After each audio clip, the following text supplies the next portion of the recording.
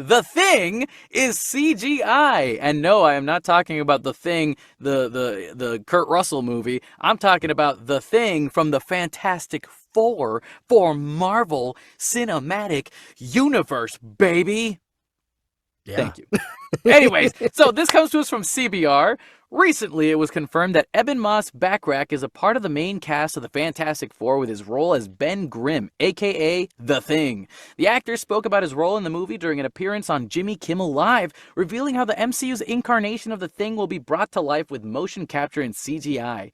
This is in contrast to the prosthetics suit worn by Michael Chiklis in the 2005 and 2007 films, and Moss-Bachrach seems to be pretty pleased that he won't be subjected to the same treatment. He says in this quote, "I don't think it's the suit. Michael Chiklis wore a suit. Apparently the suit was really uncomfortable," said Moss-Bachrach. "We're past that, I think. It's a little cosplay and amateur now with the technology. It's mostly performance capture." Raul, how does it make you feel that, A, Marvel would want to do a CGI suit, and also how does it make you feel how Ebon Moss-Bachrach feels about the CGI suit and the not CGI suit? I certainly don't blame Ebon Moss-Bachrach for not wanting to for not wanting to get in a suit and be in a makeup chair for like 7 hours. Yep. So I think this is I think this is great. I just don't want them to skimp out on the CGI, as Marvel has been known to do lately. You know what I mean? Like, of course, like, yeah, the Michael Chiklis one, he was in a suit, but I feel like they kind of changed the style on it so it didn't look so ridiculous. They didn't have the classical look, like, with the extended brow that the Thing tends to have, and Right. from the comics. I feel like if they did that as a suit, it would look a little weird and cartoony. But I think if they're going to go back to like the comics accurate look, I think it makes sense to do CGI, and with the Michael Chiklis one, he wore the suit, but it looked a little more human-like. You know what I mean? Like, if that makes Yeah. any sense. Like, so I don't know. And I think, again, I don't want them to skimp out on the CGI. I want like Hulk level CGI. You know what I mean? Like original, like phase 1 Hulk level. Thanos, Hulk, She-Hulk kind of CGI Yeah. work.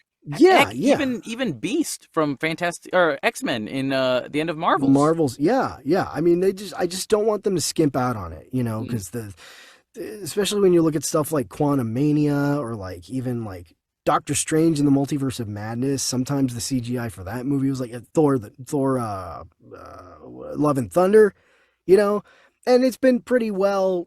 People have been very vocal lately about how bad the CGI has been looking in Marvel films lately. And of course, that we've talked about it before, that has a lot to do with like Marvel and how they put so much pressure on these, CGI effects houses, and the animators and all that stuff, and give them very little time to get it done. And so it's like, yeah, that's one of the big reasons why I would hope that with this, Marvel will give them enough time to be able to not just the Thing, but all the CGI necessary for this movie.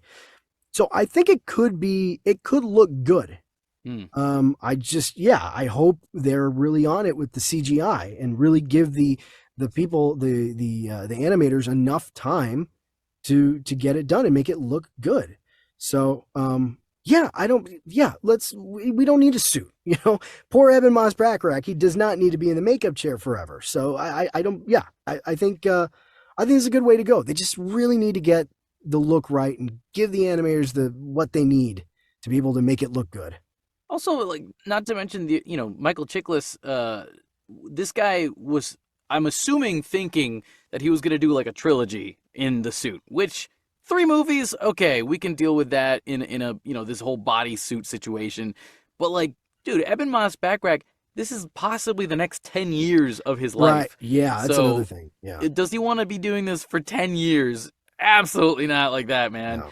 That sounds like a lot. I feel bad for whoever's going to play Mystique, because they've already seen 2 actors go through that process, and it's just hours and hours of makeup every single day that you're working on that character.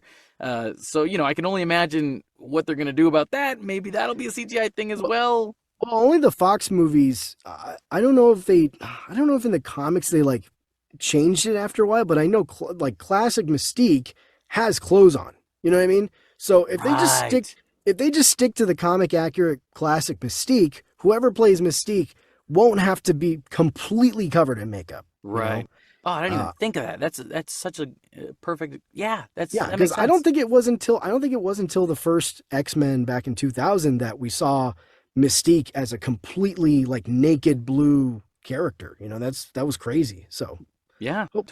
hopefully they'll go back to more comic accurate. But yeah, Also, like I know a lot of people online were complaining about the Thing being CGI because they kept on referring to the latest Fantastic Four movie that came out in 2014 or something like that, right. 15.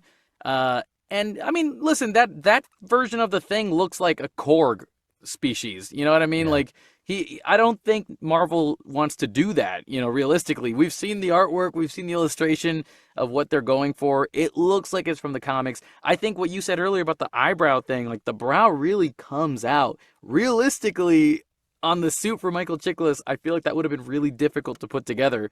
Whereas in Would look CGI, weird.